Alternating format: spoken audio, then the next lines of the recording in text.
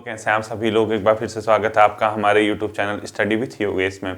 आज से आपकी ज्योग्राफी का एक नया सेशन क्लाइमेटोलॉजी यानी जलवायु विज्ञान हम लोग शुरू करेंगे और आज पहली इसकी क्लास है। आज थोड़ा सा आपको समझ अपनी डेवलप करनी है और कल से जो इसकी क्लास चलने वाली है वो आज की क्लास को लिंक अप करके ही चल पाएगी, यानी बिना लिंक किए नहीं होगा। मैं हमेशा कहता हूँ मेरी क्लासेस के साथ जो गहन अध्ययन वाला होगा, जो डीप स्टडी वाला होगा, उसको प्रीवियस क्लास से लिंक करके ही समझ आएगा, वरना नहीं आ पाएगा। ठीक है, तो आपने जलवायु विज्ञान हेडिंग डालना है। ये ज्योग्राफी का ही पार्ट है, इसमें आपको बहुत से कॉन्सेप्ट सीखने को मिलेंगे। ध्यान रहना, इस चैप्टर में जो सबसे बड़ा मतलब इस सेक्शन का जो सबसे बड़ा मतलब रोल है सबसे ज्यादा, वो टेम्परेचर एंड एयर प्रेशर यानी वायुदाब का है। यानी तापमान और वायुदाब से ही ये आपके सारे कॉन्सेप्ट तय होने वाले हैं। यही आपकी गाड़ी को आगे बढ़ाएंगे और बिना इसके आप लोग इस पे काम नहीं कर पाओगे, ध्यान रखना। ठीक है, यानी टेम्परेचर एंड एयर प्रेशर दो चीजें हैं जो आपके इस चैप्टर को बहुत आगे तक ले जाएंगे, जो आपकी समझ को डेवलप करेंगे। अब कैसे होगा, क्या होगा, ये बताता हूँ। ठीक है, देखिए कितने लोग ये मानते हैं, कितनों को ये पता है कि पूरा जो ब्रह्मांड है, यूनिवर्स है, उसका मेन सोर्स जो एनर्जी का है यानी ऊर्जा का जो मेन सोर्स है या हीट का जो मेन सोर्स है, सन है। यानी सूर्य एक ऐसी चीज है, सनलाइट यानी सन रेज ऐसी चीज है जिससे पूरा यूनिवर्स, पूरा ब्रह्मांड किसको क्या मिलते हैं, हीट मिलती है। ठीक है, सब कंप्लीटली यही चीज है। अब इसको समझना है, क्लाइमेटोलॉजी को समझना है, तो आपको मतलब सूर्यताप इंसोलेशन को समझना होगा। साथ ही साथ आपको जो मैप है, जो मतलब जो ग्लोब है, उसका थोड़ा सा आपको आइडिया होना चाहिए। मैं आपको बताता हूं, देखो क्लाइमेटोलॉजी जलवायु विज्ञान के अंदर, जलवायु विज्ञान, ठीक है, यानी क्लाइमेटोलॉजी जलवायु विज्ञान, ठीक है, क्लाइमेटोलॉजी। इसके अंदर आपको जब इसको पढ़ते हैं तो आपको हमेशा याद रखना, जब आपका इसके कॉन्सेप्ट समझ आ जाएंगे, इसी से क्या चीज तय होती है, प्राकृतिक वनस्पति, यानी किस भाग में कैसी वनस्पति पाई जाएगी, ये जलवायु पर ही तय डिपेंड करता है। यानी प्राकृतिक वनस्पति, आप लोगों ने सुना भी होगा कि प्राकृतिक वनस्पति यहाँ की ये है, उष्णकटिबंधीय वनस्पति पाई जाती है, ये वनस्पति पाई जाती है, इस प्रकार सदाबहार वन, ये सब किस पे डिपेंड करता है, वहां की जलवायु पर। ठीक है, यानी क्लाइमेट पढ़ोगे, जलवायु विज्ञान पढ़ोगे, तभी आपको वहां की प्राकृतिक वनस्पति के बारे में समझ आएगा। साथ ही साथ जैसे ही आपको ये समझ आएगा जलवायु विज्ञान, आपको विश्व के जलवायु प्रदेश समझ में आ जाएंगे। यानी जो क्लाइमेट के एरिया है वर्ल्ड में फेमस जो भी है जलवायु प्रदेश, वो आपको क्या हो जाएंगे, समझ में आ जाएंगे। जब ये सब चीजें समझ में आएंगी, यही चीज तय करेगी कि उस जगह की मृदा यानी मिट्टी, सॉइल किस प्रकार की है। यही चीज तय करेगी कि वहां कैसी एग्रीकल्चर होती है, कृषि, जलवायु। ठीक है, यही तय करती है कि वहाँ जनसंख्या का वितरण कैसा है, कैसे लोग वहाँ पे रह रहे हैं, जनसंख्या का वितरण। देखो कई जगह ऐसा होता है कि लोग बहुत कम पाए जाते हैं और कई जगह ऐसा होता है कि लोग बहुत ज़्यादा रहते हैं। वो किस पे डिपेंड करता है, जलवायु पे डिपेंड करता है। बहुत ठंडी जलवायु है, वहाँ रहने योग्य नहीं है, हमेशा बर्फ वगैरह पड़ती, तो वहाँ लोग क्यों रहेंगे। लेकिन एक ऐसी जलवायु है जहाँ मिट्टी अच्छी खासी है, जहाँ कृषि अच्छी उपज होती है, तो वहाँ स्वाभाविक सी बात है जनसंख्या ज़्यादा रहेगी, क्योंकि वो एग्रीकल्चर काम करेगी और उसके साथ साथ अपना क्या करेगी, वो मतलब जीवन यापन को इजीली कर सकते हैं। यानी सबके सब चीजें किस पे डिपेंड करती है, आपकी जलवायु विज्ञान। यानी आपको प्राकृतिक वनस्पति समझ आ जाएगी, जलवायु प्रदेश समझ में आएंगे, मृदा समझ आएगी, कृषि समझ में आएगी, जनसंख्या वितरण समझ में आएगा। साथ ही साथ इसके अलावा कई ऐसी चीजें हैं जो आपको जलवायु विज्ञान को पढ़ने के बाद आपको समझ में आ जाएगी। ठीक है, अब देखिए इसको बहुत हद तक एक चीज प्रभावित करती है, वायुमंडल किस स्थान पे, मतलब वायुमंडल का जो चीज है, वायुमंडल,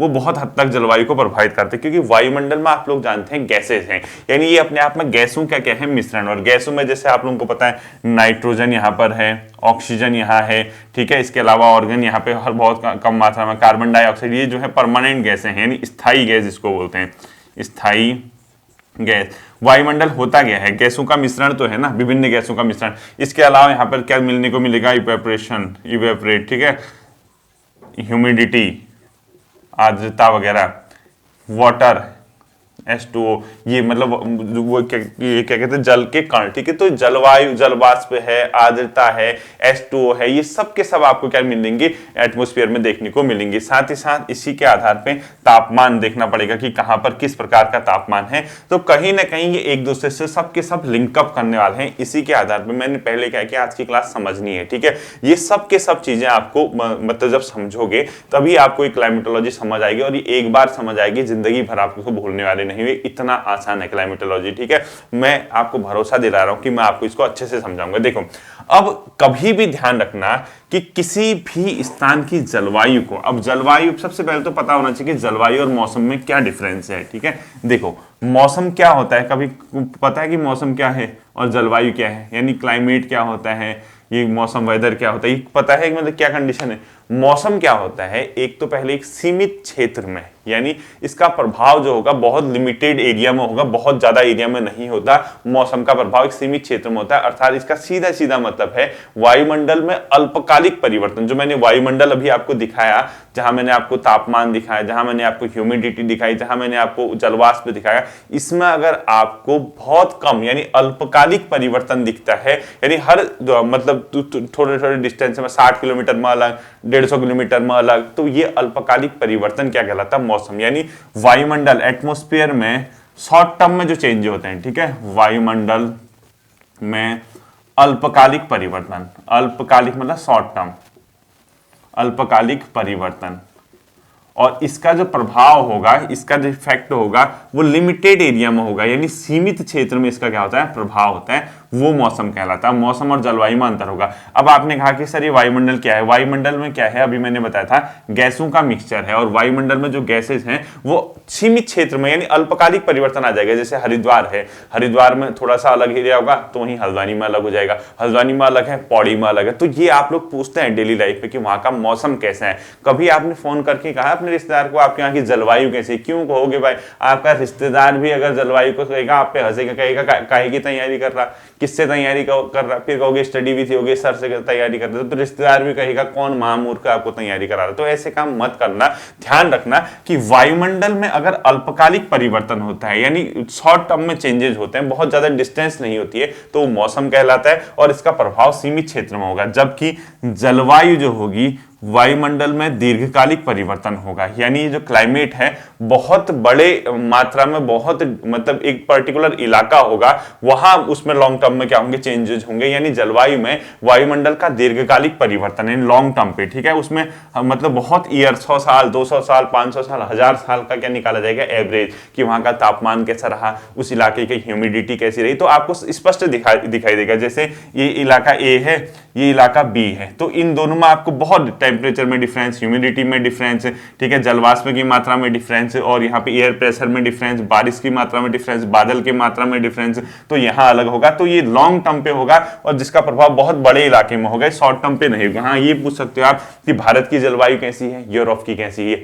लॉन्ग टर्म पे पूरे भारत को ले लिया आपने, भारत का एवरेज निकाला मौसम का, उसी के आधार पर आपने जलवायु तय कर ली, ठीक है। तो वायु में दीर्घकालिक परिवर्तन, वायु में दीर्घकालिक परिवर्तन, ठीक है, वायु में दीर्घकालिक परिवर्तन अपने आप में क्या होता है बच्चों, जलवायु होता है, और इसका प्रभाव जो होता है वो क्या होता है, दीर्घ यानी विस्तृत क्षेत्र में, बहुत बड़े क्षेत्र में होगा, विस्तृत क्षेत्र में होगा, ठीक है। तब हमेशा याद रखना, वहां ये मत कहना कि हमारे यहाँ की जलवायु ऐसी है। भारत की जलवायु आप बोल सकते हो, अपने पड़ोसी से मत पूछना कि तेरे वहां की जलवायु कैसी है, ठीक है। तो ऐसे गलत काम मत करना। तो मौसम और जलवायु में आपको डिफरेंस समझ में आ जाएगा।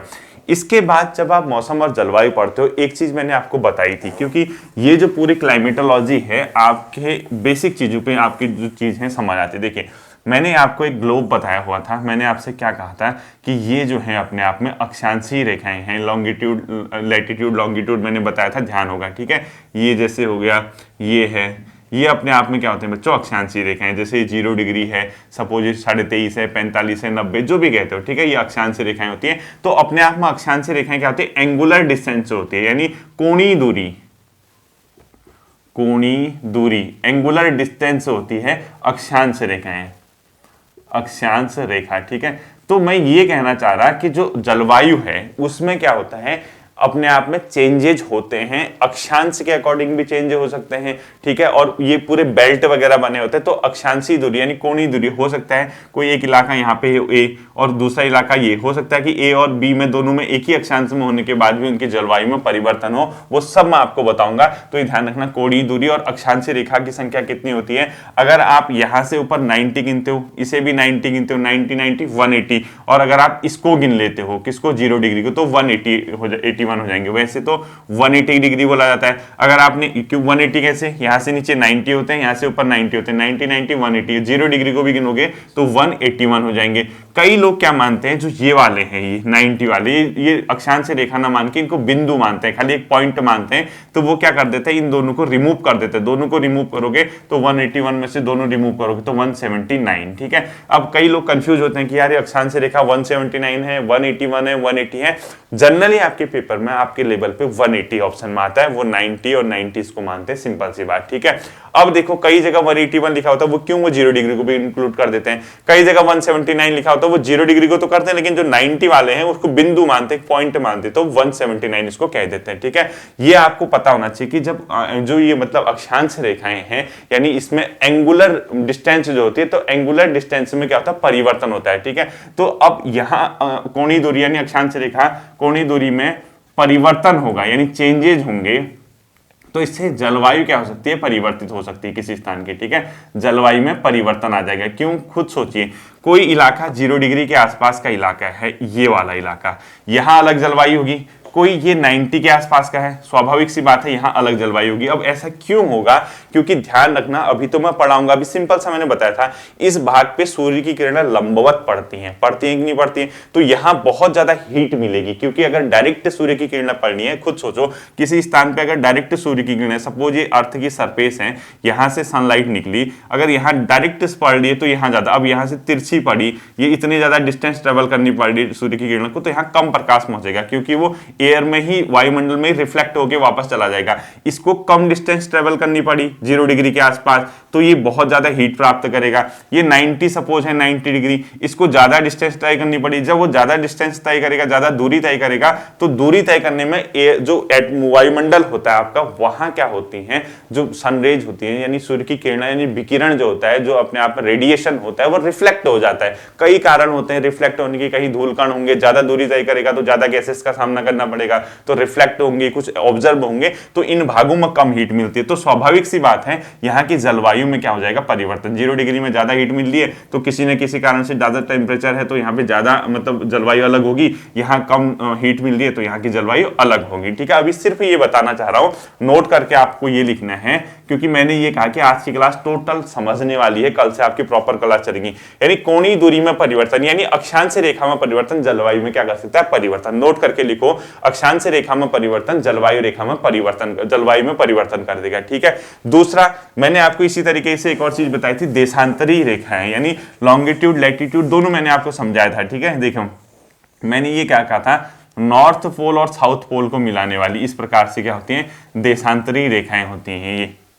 ये इस प्रकार से देशांतरी रेखाएं होती है। सपोज ये 90 डिग्री नॉर्थ पोल नॉर्थ है, ये 90 डिग्री क्या है, साउथ है, तो अपने आप में ये क्या होते हैं, देशांतर रेखाएं होती हैं। और देशांतर रेखाएं जो होती है, उनके बीच की डिस्टेंस है, उसको क्या बोला जाता है, गोर, यानी GORE। ठीक है, इनके देशांतरी रेखाओं के बीच की दूरी को क्या बोला जाता है, गोर, GORE। ये क्वेश्चन कहाँ आया था आपका, कहीं देख रहा था मैं ग्रुप सी में, मैंने पहले भी पढ़ाया था, ये वीडियो में शायद क्वेश्चन आया था कि ये गोर जो है देशांतरी रेखाओं के बीच के अपने आप में क्या है, डिस्टेंस है। तो ये जो देशांतरी रेखा है, ये कितनी है, 360 मानते हैं इसको बेसिकली। ठीक है, 360 मानते हैं इनको, देशांतरी रेखाओं की संख्या को।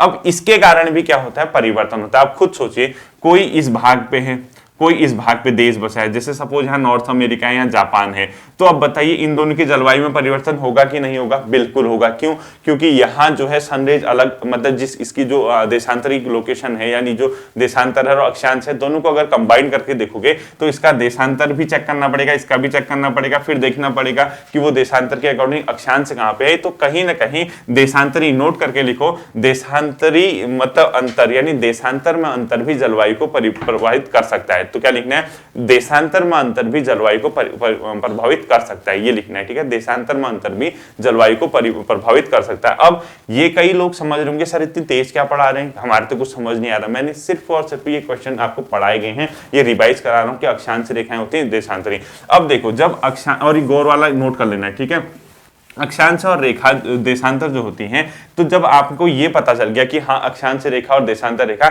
इसी के आधार पे हम लोग एक जोन बनाते हैं, कटिबंध। अब विश्व को अलग अलग जोन में बांट दिया गया, जैसे आप लोगों ने सुना होगा सब ट्रॉपिकल, ट्रॉपिकल, इक्वेटर, ये सब पढ़ा है ना, ये बना दिया हमने जोन। जैसे आपको कटिबंध हिंदी में कहते हैं, ठीक है, कटिबंध, तो इसका मतलब है कटिबंध जो जोन है, ट्रॉपिकल जोन, सब ट्रॉपिकल जोन, ये सब पढ़ा है। तो कहीं ना कहीं हमने ये देखा कि एक पर्टिकुलर जोन में, एक पर्टिकुलर कटिबंध में लगभग एक प्रकार की जलवायु कंडीशन पाई जा रही है। यानी हमने देखा कि इस भाग में कंप्लीटली लगभग एक, अब पूरा सेम तो नहीं होगा, इस भाग में लगभग एक प्रकार की है, इस भाग में लगभग एक प्रकार की है, तो हमने उसको क्या कर दिया, कटिबंध में डिवाइड कर दिया। इसीलिए आप लोगों ने सुना होगा उष्ण कटिबंधीय क्षेत्र, शीतोष्ण कटिबंधीय क्षेत्र, ध्रुवीय क्षेत्र, वो किस आधार पे कैटेगराइज किया गया, वो कटिबंध जोन, वहां की जलवायु को देखा गया है कि यहाँ तापमान कितना है, यहाँ एयर प्रेशर कितना है, यहाँ बारिश कितनी होती है, यहाँ क्या बर्फ पड़ती है, यहाँ सनलाइट कितनी, मतलब सन का जो रेडिएशन हो कितना प्राप्त होता है, इसके आधार पे हमने इसको कटिबंध यानी जोन में इसको डिवाइड कर दिया। ठीक है,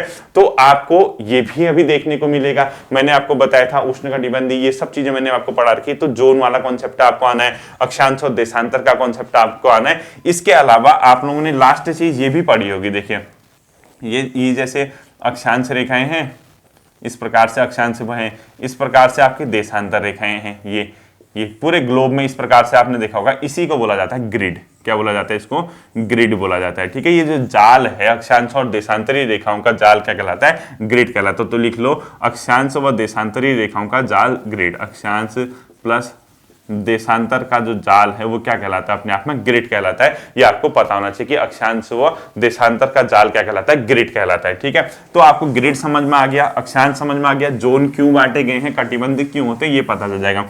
इसके बाद जब हम पढ़ेंगे हमें यह पता होना चाहिए कि जो जलवायु है उसमें सिर्फ स्थानिक परिवर्तन ना हो गया, यानी कटिबंधीय अक्षांश देशांतर के आधार पर ही परिवर्तन नहीं होता। हमने अभी जो पढ़ा उससे क्या कंक्लूजन निकाला, हमने ये देखा कि जो ग्लोब है, जो पृथ्वी है, उसमें काल्पनिक माना है ये ग्लोब है, उसमें जो कटिबंध है यानी जो जोन है, वहां की हर जोन की अपनी अपनी जलवायु कंडीशन है, यानी अपना अपना उनका क्लाइमेट है। ठीक है, मैं लिंकअप करूंगा, परेशान मत होइए कि आज की क्लास में सर क्या बोल रहे हैं ऐसा। आज की क्लास समझोगे, जब मैं नेक्स्ट क्लास पढ़ाऊंगा तभी आपको ये समझ में आएगा। देखो, इसके अलावा जलवायु में दूसरा कालिक परिवर्तन होता है बच्चों।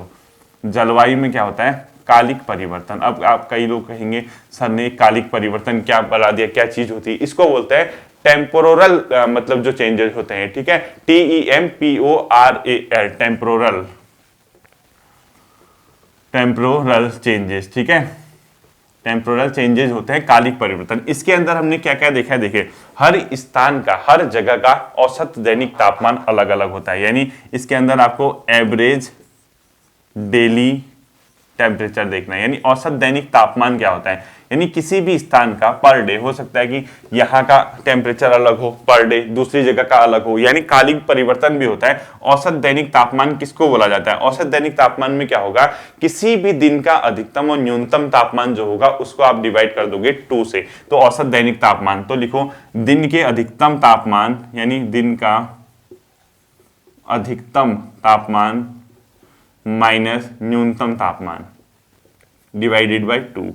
यानी किसी दिन सपोज 45 डिग्री आज अधिकतम तापमान था और न्यूनतम तापमान 10 डिग्री था, तो इसमें से जो एवरेज आ गया कितना आ गया, 45 में 10 घटाओ आप 35 और डिवाइड कर दो उसको किससे, 2 से। तो आपको ये समझ में आ जाएगा किसी भी जगह का औसत दैनिक तापमान क्या होता है। तो औसत दैनिक तापमान होता है दिन का अधिकतम तापमान व न्यूनतम तापमान के डिफरेंस को अगर आप 2 से डिवाइड कर दोगे तो आपका औसत दैनिक तापमान आ जाएगा। ऐसे ही एक होता है मासिक तापमान, यानी मंथली, मासिक औसत तापमान। ठीक है, यानी मंथली जो एवरेज टेम्परेचर है वो क्या होता है, आपने क्या किया, औसत दैनिक तापमान पर डे का निकाला। सपोज किसी माह में 30 दिन है, पर डे का आप औसत दैनिक तापमान निकालेंगे इस फॉर्मूले से, जैसे 1 तारीख को निकला, 2 को, 3 को, तो पर डे के औसत दैनिक तापमान को आप लोग क्या कर देंगे, जोड़ देंगे। यानी माह के सभी दिनों के औसत तापमान को आप डिवाइड कर दोगे, जोड़ के उसके माह के दिन से डिवाइड कर दोगे। ठीक है, तो क्या लिखोगे, माह के यानी महीने के सभी दिनों का औसत तापमान, एवरेज टेम्परेचर को आप जोड़ दोगे, डिवाइड कर दोगे इससे, किससे, माह के दिन से। 30 दिन है तो 3 माह के दिन। ठीक है, 30 दिन है तो 30, 40 दिन है तो, मतलब सॉरी 40 कह रहा, 28 दिन है तो 28, 31 दिन है तो 31। तो आप इसको क्या कर दोगे, तुरंत इसको डिवाइड कर दोगे तो आपका मासिक औसत तापमान निकल जाएगा। इसके बाद तीसरा देखिए आपका बच्चों वार्षिक औसत तापमान, यानी ईयरली एवरेज टेम्परेचर। ठीक है, वार्षिक औसत तापमान यानी ईयरली एवरेज टेम्परेचर। इसमें क्या निकालोगे, आप डिवाइड कर दोगे 12 से। आपने अब ये नहीं कि कैलकुलेशन करने में लगे हुए, सिर्फ समझा रहा हूं, इसको ये पेपर में नहीं आना है आपको। आपका क्या आएगा, हम धीरे धीरे एक रोड मैप तैयार कर रहे हैं, मैं वहां पहुंचा दूंगा आपको, ठीक है। वार्षिक औसत तापमान यानी एवरेज ईयरली जो टेम्परेचर है वो कहां से आपका पता चलता है। आप क्या निकालोगे, पूरे वर्ष के प्रत्येक माह के औसत तापमान को, यानी सभी 12 महीनों के औसत तापमान को आप योग करोगे, यानी सभी माह यानी 12 के 12, ठीक है, का एवरेज टेम्परेचर यानी औसत तापमान का योग यानी प्लस, ठीक है। इसको डिवाइड कर दोगे आप 12 से तो आपका वार्षिक औसत तापमान निकल जाएगा। तो आपको यह कहना चाह रहा हूं कि किसी भी स्थान की जलवायु न सिर्फ अक्षांश और देशांतरीय आधार पर परिवर्तित हो सकती है, यानी जोनल आधार पर यानी कटिबंध के आधार पर परिवर्तित हो सकती है, बल्कि इसमें स्थानिक कालिक परिवर्तन भी आ सकता है, यानी टेम्पोरल चेंजेस भी आ सकते हैं, क्योंकि कहीं का औसत दैनिक तापमान अलग होगा, किसी दूसरे स्थान का मासिक औसत तापमान अलग हो सकता है, कहीं का वार्षिक औसत तापमान अलग हो सकता है। सपोज ए और बी दो स्थान है, ठीक है। अब यहां देखा गया ए और बी सपोज एक ही मतलब आसपास के इलाके में है, पता चला यहाँ का औसत तापमान अलग है, यहाँ का अलग आ रहा है, यहाँ का मंथली एवरेज टेम्परेचर अलग आ रहा है। तो इसी टेम्परेचर के बेसिस पे वहां की जलवायु में क्या हो सकता है, परिवर्तन हो सकता है। इसके बाद एक मोस्ट इंपोर्टेंट चीज है दैनिक तापांतर, यानी दैनिक तापांतर किसको कहते हैं, यानी जो ताप का अंतर होता है पर डे का, दैनिक मतलब जो डे है, ठीक है, तापांतर मतलब टेम्परेचर का अंतर, तापांतर। ये क्या होता है दैनिक तापांतर, यानी आप इसमें तुरंत क्या कर दोगे, दिन का एवरेज टेम्परेचर माइनस रात का एवरेज टेम्परेचर, ठीक है। तो क्या निकालोगे, दिन का एवरेज ताप माइनस रात का एवरेज यानी औसत ताप, इन दोनों को आप लोग क्या कर दोगे, माइनस कर दोगे, तो आपका दैनिक तापांतर निकल जाएगा। तो ये ऐसी चीजें हैं बच्चों जो किसी भी स्थान के जलवायु को क्या कर सकते हैं, जलवायु किसी भी स्थान की परिवर्तित हो सकती है। अब कई चीजें दिमाग में आ रहे होंगे, यार ये हो क्या रहा, कुछ नहीं हो रहा, आज कूल रहिए, आज इस माइंड को शांत रखिए। कंक्लूजन क्या निकल रहा है उस पर फोकस कीजिए। कंक्लूजन ये निकल रहा, जलवायु ही प्राकृतिक प्रदेश, मृदा, कृषि, वहां के रहने वाले जनसंख्या का वितरण इसको प्रभावित करती है। जहां जलवायु लोगों के रहने के अनुकूल होगी वहीं वो बसेंगे। इसके अलावा जलवायु और मौसम में क्या डिफरेंस है, जलवायु जो है अलग अलग स्थान में स्थानिक परिवर्तन और टेम्पोरल चेंजेस दोनों में आ सकते हैं, यानी स्थान के अकॉर्डिंग चेंजेस, अक्षांशीय स्थिति अलग है तो जलवायु अलग हो सकती है, और टेम्पोरल जो चेंजेस हैं उसके अंदर यही आएंगे, ठीक है। अब धीरे धीरे मैं आता हूं आपके जो मतलब धीरे धीरे आपके टॉपिक की ओर आता हूं कि हमने क्या क्या पढ़ना है, क्या क्या सीखना है। कल से जब मैं आपको इसकी क्लास पढ़ाऊंगा तब देखना, मजा नहीं आया तो फिर कहना। सबसे पहले हेडिंग आपको डालनी है बच्चों, सूर्य तप, इसको बोलता है इंसोलेशन, क्या बोलते हैं, इंसोलेशन, ठीक है, सूर्य तप, इसको बोलते हैं इंग्लिश में इंसोलेशन, यानी सूर्य तप लिखो या सूर्य तप लिखो, इसको बोलते हैं इंसोलेशन, इंसोलेशन, ठीक है। इंसोलेशन आपको पढ़ना है सबसे पहले। इंसोलेशन के बाद ही आपको ये समझ आएगा कि हाँ जो चीज चल रही है वो ठीक चल रही है। देखिए मैंने क्या कहा, पूरे ब्रह्मांड का, पूरे वायुमंडल का, पूरे अर्थ का जो सोर्स है हीट का, जो ऊर्जा का सोर्स है वो कौन है, सूर्य, यानी सूर्य तप। अब सबसे पहले थोड़ा सा सूर्य तप जब हम इससे पहले पढ़ें तो ये होता क्या है, ये मैं आपको बताता हूं। देखो इसमें क्या होगा, जो सूर्य से निकलने वाला रेडिएशन है, विकिरण है, यानी किरण है, यानी रेडिएशन जिसमें ऊर्जा है, वो अपने आप में अर्थ तक जब वो पहुंचती है वो डायरेक्टली जितना आया उतना नहीं पहुंच पाता है, ठीक है। कई बार वो जैसे वायुमंडल से होके आता है, तो वायुमंडल में क्या होते हैं, जो गैसेस होते हैं, कई गैसेस उसको ऑब्जर्व कर लेती हैं, कई बार वो रिफ्लेक्ट कर देती हैं, कई बार उसको स्कैटरिंग कर देती हैं, यानी परावर्तित भी होती है, और इसके अलावा स्कैटरिंग भी होती है, इसके अलावा एब्जॉर्ब भी कर लेती हैं, ये आप सब मानते हैं। तो पूरा का पूरा हिस्सा पृथ्वी पर नहीं पहुंच पाता सूर्य तप यानी इंसोलेशन का, ठीक है। तो इसमें जो हमें सबसे पहले जानना है वो ये जानना है कि जो सौर्यिक ऊर्जा होती है, यानी जो सूर्य की जो एनर्जी होती है उसका जो विकिरण है वो किस चीज से होता है, सूर्य की बाह्य सतह से। तो सबसे पहले ये लिखना है सौर्यिक, पहला फैक्ट है, ठीक है। मैं क्लास पे फिर आऊंगा, सौर्यिक ऊर्जा का विकिरण, यानी किससे विकिरण होता है, यानी जो विकिरण निकलता है सौर्यिक ऊर्जा किससे निकलती है, सूर्य की बाह्य सतह से। पहला क्वेश्चन ये आना चाहिए, सूर्य की बाह्य सतह, सूर्य की बाह्य, जैसे सन है उसमें सतह होगी, कोई बाहरी सतह होगा, उस बाहरी सतह जिसको क्या बोलते हैं, फोटोस्फीयर, यानी इसी बाह्य सतह को क्या बोला जाता है अपने आप में, प्रकाश मंडल या फोटोस्फीयर, ठीक है। तो ध्यान रखना प्रकाश मंडल, पहला क्वेश्चन ये ध्यान रखना, अभी जब मैं जलवायु विज्ञान पढ़ाऊंगा तब ये तो सिर्फ एक पता कर रहा हूं, बता रहा हूं कि आपको ऐसा हो रहा है, ठीक है। यानी सूर्य की बाह्य सतह प्रकाश मंडल से ही अपने आप में सौर ऊर्जा का क्या होता है, विकिरण होता है। ध्यान रखना, इस प्रकाश मंडल को इंग्लिश में बोलते हैं फोटोस्फीयर, ठीक है। यानी इसी फोटोस्फीयर से सूर्य की बाह्य सतह से इसका विकिरण होता है, यानी निकलता बाहरी सतह है, लेकिन सोर्स जो होता है ऊर्जा का वो आंतरिक सतह होता है, इंटरनल जो सरफेस होगा वो तो सोर्स होगा, निकलेगा इससे, ठीक है। सूर्य की बाह्य सतह से प्रकाश मंडल क्या निकलता है, यानी सूर्य की बाह्य सतह से विकिरण होता है, लेकिन इसका सोर्स, लेकिन ऊर्जा का स्रोत लिखो, सोर्स ऑफ एनर्जी हीट, ठीक है, हीट, ऊर्जा का स्रोत, ये क्या होता है, आंतरिक सतह सूर्य की, ठीक है।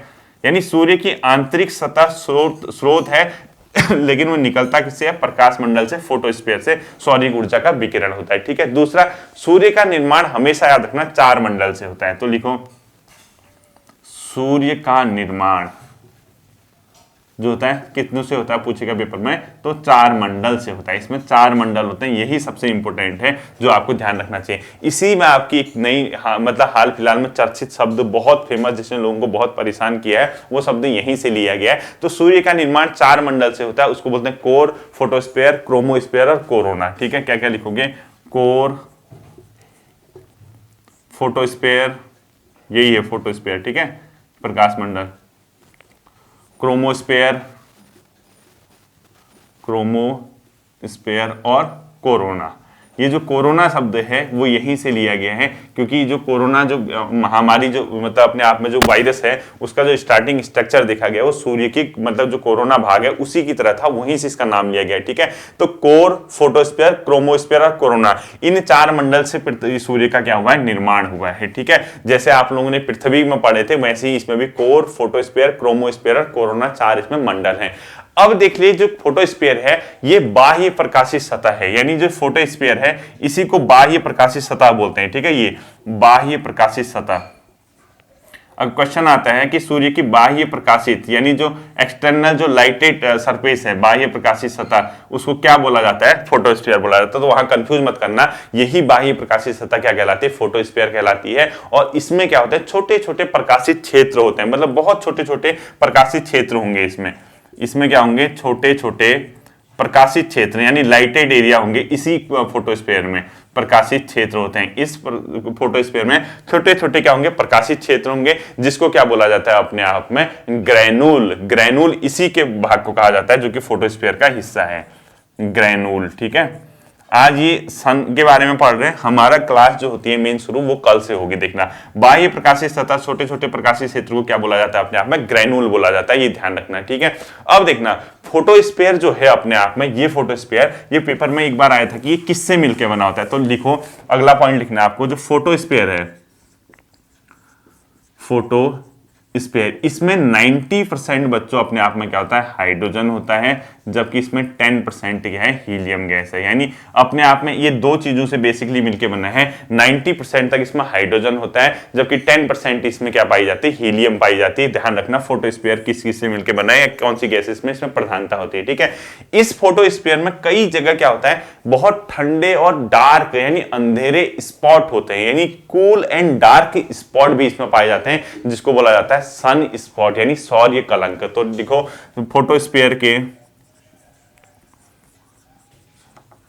फोटोस्फीयर के कूल यानी ठंडे व अंधेरे, ठंडे व अंधकार युक्त यानी cool and dark spot. Cool and dark spot क्या कहलाते हैं, इसके जो कूल एंड डार्क स्पॉट हैं, इसी को क्या बोला जाता है, सौर्य कलंक बोला जाता है, यानी सन स्पॉट बोला जाता है, ठीक है। इसको क्या बोला जाता है, सौर्य कलंक, यानी सन स्पॉट। इस फोटोस्फीयर में अब कभी क्वेश्चन आएगा, फोटो जो सन स्पॉट है, सन के कहां पाया जाता है, फोटोस्फीयर में। फोटोस्फीयर किस किस से मिलकर बना है, यानी जो अपने आप में फोटोस्फीयर, प्रकाश मंडल बोलते हैं इंग्लिश में, हिंदी वाले परेशान मत होना, हाइड्रोजन और हीलियम से। फोटोस्फीयर के ठंडे व अंधकार युक्त क्या कहलाता है, सन स्पॉट। ऐसे ही फोटोस्फीयर में ठंडे और अंधकार युक्त के अलावा कुछ भाग ऐसा होता है जो बहुत ज्यादा उसका गर्म होता है और प्रकाशित होता है, उसमें लाइट होता है, उसको फेकुला बोला जाता है, ठीक है। तो लिखो, फोटोस्फीयर का गर्म व प्रकाशित भाग, यानी हीट और लाइटेड इलाका, ठीक है।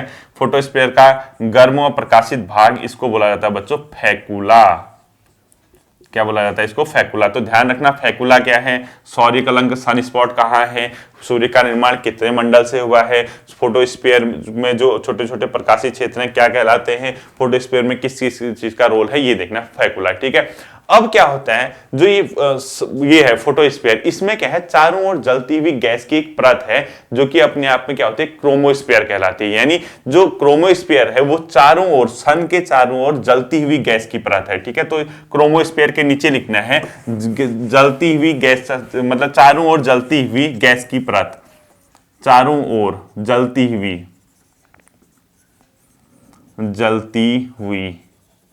गैस की परत, गैस की परत, ये अपने आप में क्या कहलाती है बच्चों, क्रोमोस्फीयर। ठीक है, क्रोमोस्फीयर। अभी सिर्फ इतना ही समझना है आपको कि क्रोमोस्फीयर क्या है, गैस की परत किसमें जलती है, फोटोस्फीयर क्या है, इतना आपको पता होना चाहिए कि क्रोमोस्फीयर क्या है, गैस की परत है जो चारों ओर अपने आप में जलती है। ठीक, अब इसमें क्या होता है जो सौर्यिक वायुमंडल है, इसकी सबसे बाहरी मंडल को क्या बोला जाता है, कोरोना। ठीक है, तो लिखो सौर्यिक वायुमंडल का सबसे बाहरी परत कोरोना, सबसे बाहरी परत क्या कहलाता है इसका, कोरोना कहलाता है। ठीक है, तो कोरोना क्या है आपको समझ आ गया, क्रोमोस्फीयर क्या है आपको ये समझ में आ गया।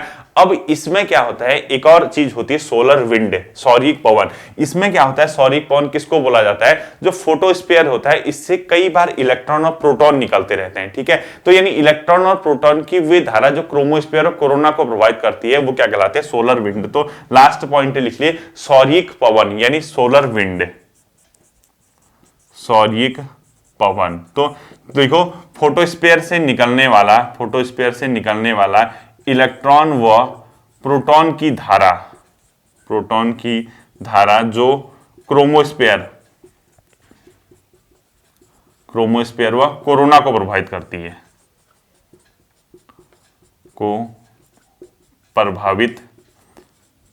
है, ठीक है, कोरोना को प्रभावित करती है, अपने आप में क्या कराती है, सौर्यिक पवन।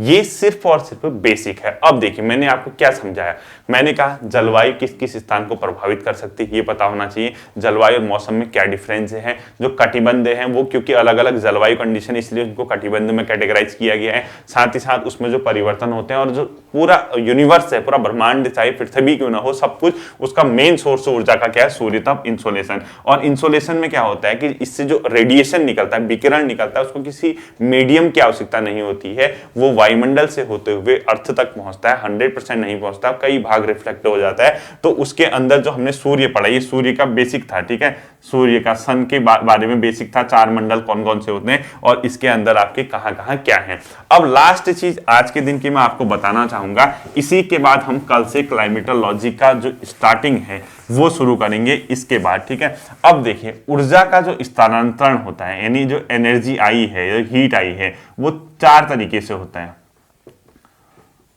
यानी डिस्ट्रीब्यूशन ऑफ एनर्जी, यानी ऊर्जा का स्थानांतरण 4 विधियों से होता है। एक को बोलते हैं विकिरण, विकिरण मतलब रेडिएशन, ठीक है, इंग्लिश में। दूसरे को बोलते हैं चालन, कंडक्शन, ठीक है। तीसरे को बोलते हैं संवहन और चौथे को बोलते हैं अभिवहन।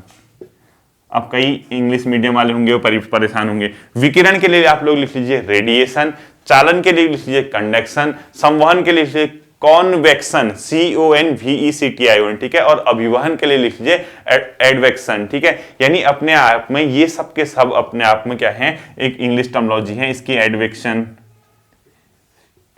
ठीक है, इसका चालन जो मतलब कंडक्शन है, विकिरण है, रेडिएशन है और साथ साथ संवहन है, इसको क्या बोलते हैं, कन्वेक्शन बोला जाता है। तो ये अपने आप में कन्वेक्शन, एडवेक्शन और ये मतलब विकिरण, रेडिएशन, ये सब के सब क्या होता है, ऊर्जा के स्थानांतरण की विधियां, यानी जो एनर्जी ट्रांसफर होती है एक जगह से दूसरी जगह, इन 4 टर्मिनोलॉजी। अब ये है तो साइंस की टर्मिनोलॉजी, लेकिन ज्योग्राफी अपने आप में टोटली साइंस है। अब विकिरण में क्या होगा, जैसे सन से निकलने वाली जो रेज है, इसको समझिए, सन से जो रेज निकलती है वो विकिरण के माध्यम से ही कहां पहुंचती है, अर्थ पे पहुंचती है। इसके लिए कोई मीडियम नहीं चाहिए, यानी माध्यम की आवश्यकता नहीं होती, इसमें ध्यान रखना, माध्यम जरूरी नहीं है इसमें, ठीक है, माध्यम जरूरी नहीं है किसके अंदर, विकिरण के अंदर। यानी इसका विकिरण का सबसे बढ़िया एग्जाम्पल क्या है, सूर्य से पृथ्वी की ओर, ये मैं पढ़ाऊंगा आपको, अभी सिर्फ इतना है, ठीक है। हम लोग विकिरण की ओर, अब कई पेपर में आ जाता है कि जो सूर्य से पृथ्वी की ओर जो ऊर्जा आती है वो किस रूप में आती है, विकिरण के रूप में, ध्यान रखना है, ठीक है। चालन में क्या होगा, इसमें अपने आप में दो जो एक जैसे सपोज एक गर्म वस्तु है एक ठंडी वस्तु, दोनों एक दूसरे के संपर्क में आ गई तो हीट कहां से ट्रांसफर होगी, गर्म से ठंडे की ओर हो जाएगी। संपर्क में आने से यानी जो दो चीजें, दो वस्तु, दो अलग अलग टेम्परेचर के जो दो वस्तु होते हैं एक दूसरे के संपर्क में आते हैं, यानी अपने आप में संपर्क विधि द्वारा इसमें क्या होता है, एनर्जी का ट्रांसफर होगा। तो सिर्फ अभी इतना लिखो, संपर्क विधि द्वारा। आप लोग देखिए, जैसे अपना हाथ, एक हाथ हीटर में गर्म कीजिए, एक हाथ ठंडे बर्फ में डाल दीजिए, दोनों को थोड़ी देर बाद मिला दीजिए, जो गर्म होगा उससे ठंडे की ओर जाएगा और जब तक ये दोनों बराबर नहीं हो जाते तब तक ये इसमें चालन होता रहेगा। ठीक है। संवहन क्या होगा, संवहन देखो इसमें क्या होता है, जो कण होते हैं, जो पार्टिकल्स होते हैं वो इस प्रकार से ऊपर की ओर जाते हैं और हीट को ट्रांसफर करते हैं, जबकि अभिवहन में ऐसे जाएंगे, यानी एक क्षैतिज जाएगा, एक मतलब वो कैसे जाएगा, ऊर्ध्वाधर, यानी वर्टिकल एंड हॉरिजेंटल क्या जाएगा अपने आप में, कणों का मतलब जो एनर्जी ट्रांसफर होगी वो वर्टिकल और अपने आप में कैसे होगी, हॉरिजेंटल होगी। ठीक है। तो इसमें कण ऊर्ध्वाधर माध्यम से क्या करते हैं, कण ऊर्ध्वाधर माध्यम से क्या करेंगे, ऊर्जा का स्थानांतरण करेंगे, ऊर्जा का। ये बहुत इंपॉर्टेंट है। ठीक है। ये मैं जब मैं आपको हवाएं पढ़ाऊंगा तब आपके समझ में आएगा। ऊर्ध्वाधर माध्यम इस प्रकार से देखो, जैसे पार्टिकल्स है इस प्रकार से ऊपर की ओर जाते हैं, जैसे कोई चीज है गर्म है, अगर उसको आप गर्म करोगे तो हवा ऊपर की ओर उठती है ना, तो वो अपने आप में क्या है, संवहन है। ठीक है। इसी प्रकार से अभिवहन है, इसमें कण क्या होंगे, क्षैतिज माध्यम से, कण जो होंगे क्षैतिज माध्यम से स्थानांतरण करेंगे। ठीक है। जैसे हवा कैसे चलती है, हवा किस रूप का एग्जांपल हो गया, अभिवहन का, क्योंकि हवा कैसे चलती है, यूं भी चलती है। ठीक है। तो हवा किसका एग्जांपल हो गया, अभिवहन का। तो आपको ऊर्जा के स्थानांतरण की ये चार विधियों की टर्मिनोलॉजी आपको मतलब पता होनी चाहिए, मैं इसका यूज करूंगा।